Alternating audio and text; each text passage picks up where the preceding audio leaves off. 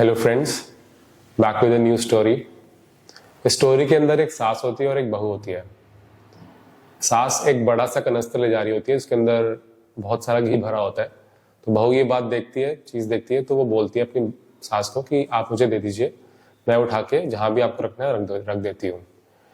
तो सास बोलती है कि नहीं, जिस कमरे में मैं ले जा रही हूँ उसमें तुम्हारे ससुर जी बैठे हैं और तुम वहाँ जाओगी, घूंघट निकालोगी, तुमसे ये कनस्तर गिर जाएगा नीचे। लेकिन बहू नहीं मानती, बहू कहती नहीं, मुझे दे दो, आप, मैं लेके जाऊंगी। अब बहू ले जा रही होती है और उसका जो पैर होता है वो उसकी साड़ी में उलझ जाता है और वो घी सारा नीचे गिर जाता है और नीचे तैरने लगता है। अब ये देखकर जो बहू होती है बहुत दुखी होती है और सास आती है, सास भी देखती है। सास आते ही बात पूछती है बहू से कि बेटा तुमको कोई चोट तो नहीं लगी तुमको?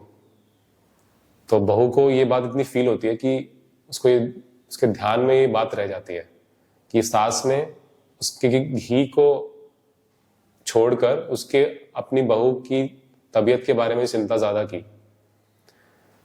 अंतराल के बाद जो सास होती है बीमार पड़ती है और बहू उसकी सेवा में लगी होती है और उसका मल मूत्र उठा रही होती है, साफ सफाई कर रही होती है। तो उसके पेरेंट्स आते हैं, बहू के माता पिता आते हैं और पूछते हैं कि तुम साफ सफाई कर रही हो, इतना सेवा कर रही हो अपनी सास का, तुम्हें बदबू नहीं आती है इसके मल मूत्र में से, प्रॉब्लम नहीं होती तुमको? तो बहू बोलती है कि नहीं, मुझे इसके मलमूत्र में से बदबू नहीं आती है, मुझे इसके मलमूत्र में से घी की खुशबू आती है। तो माने हमारे जो किए हुए कर्म है वो कितना आगे तक हमें आके प्रभावित करते हैं, इस स्टोरी से यही पता चलता है। Thank you.